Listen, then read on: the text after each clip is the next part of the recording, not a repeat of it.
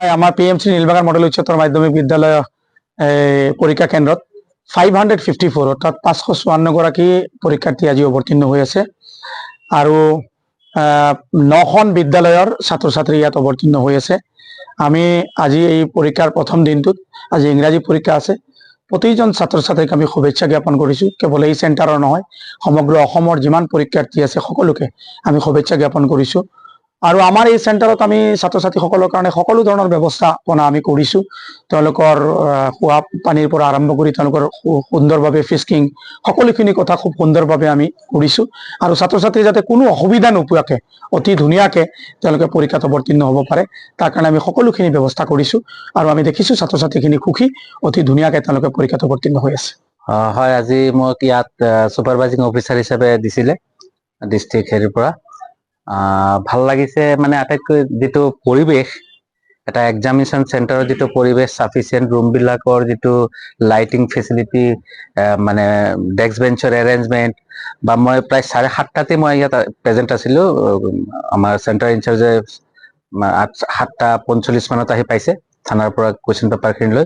ধুনীয়াকৈ মানে নিখুঁতভাৱে যিখিনি কাম কৰিব লাগে, ফ্ৰিস্কিং কৰিব আৰম্ভ কৰি বাকী তেওঁ যিখিনি কথা ক'লে, হয় গোটেইখিনি মোটামুটি খুব ধুনীয়াকৈ চলি আছে। ৰুমবিলাকো মই আহি ভিজিট কৰিলোঁ, এতিয়া ভিজিট কৰিও আছোঁ। গতিকে খুব ধুনীয়াকৈ ইনভিজিলেটৰ বা ছাত্ৰসকলৰ যিখিনি সুবিধা লাগে ধুনীয়াকৈ দিছে। তাৰ কাৰণে মই আচলতে মোৰ আজি চেণ্টাৰৰ তথা নীলবাগান মডেল উচ্চতৰ মাধ্যমিক বিদ্যালয়ৰ প্ৰিন্সিপাল ছাৰক মই ধন্যবাদ দিম। ইমান ধুনীয়াকৈ তেওঁ বস্তুটো চলাই নিছে আৰু মই তেওঁক থেংকছ দিছোঁ। আৰু বাকী দিনকেইটা যাতে ভালকৈ চলাই নিয়ে তাৰ কাৰণে তেওঁক মই আশা ৰাখিছোঁ। মই যিমান পাৰোঁ মই কোঅপাৰেট কৰিম তেওঁৰ লগত, তেওঁ যাতে মোক কোঅপাৰেট কৰে। আলহামদুলিল্লাহ, আজি যি এই মেট্ৰিক পৰীক্ষাত যিসকল ল'ৰা ছোৱালী আহিছে, এবাউট 554, দেখি পেলাই বহুত ভাল লাগিছে। শৃংখলাবদ্ধ হিচাপে হৈছে। ইয়াত আমাৰ কমিটিৰ মানুহো আছে, স্কুলৰ শিক্ষক শিক্ষয়িত্ৰী সকলো আছে। চবে ভালদৰে গাইড দি পেলাই যেনেকৈ কৰিব লাগে, চৰকাৰী গাইডলাইন মতে ষ্টুডেণ্ট বিলাকক স্কুলৰ ভিতৰত সোমাইছে। বহুত ভাল লাগিছে।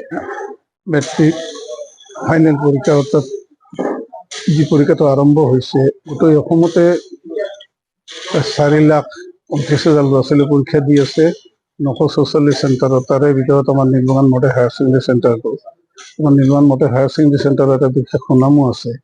সৰ্বপ্ৰথমে মই এইবাৰ পৰীক্ষাত উত্তীৰ্ণ হোৱা আটাইখিনি ল'ৰা ছোৱালীক অন্তৰৰ পৰা শুভেচ্ছা জ্ঞাপন কৰিছোঁ। এই পৰীক্ষাটো হৈছে তেওঁলোকৰ জীৱনৰ, ল'ৰা ছোৱালীসকলৰ জীৱনৰ প্ৰথম ফাইনেল পৰীক্ষা। এই পৰীক্ষাৰ ওপৰত তেখেতসকলৰ ল'ৰা ছোৱালীখিনিৰ জীৱনৰ দিশটো নিৰ্ণয় কৰিব।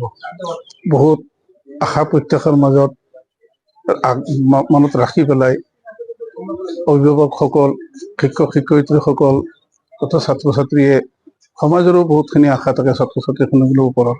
তেওঁলোকৰ জীৱনৰ প্ৰথম পৰীক্ষাটো, প্ৰথম ফাইনেল পৰীক্ষাটো, এই পৰীক্ষাটোৰ পিছত তেওঁলোকে জীৱনৰ এটা দিশ নিৰ্ণয় হ'ব। ইয়াৰ পিছত আহিছিল হায়াৰ ছেকেণ্ডেৰী পৰীক্ষা। হায়াৰ ছেকেণ্ডেৰী পৰীক্ষাৰ পিছতো বিভিন্ন দেশৰ ল'ৰা ছোৱালীখিনি যাব, গৈ পেলাই প্ৰত্যেক ল'ৰা ছোৱালীৰ জীৱনত খুব প্ৰতিষ্ঠিত হওক, সমাজৰ কাৰণে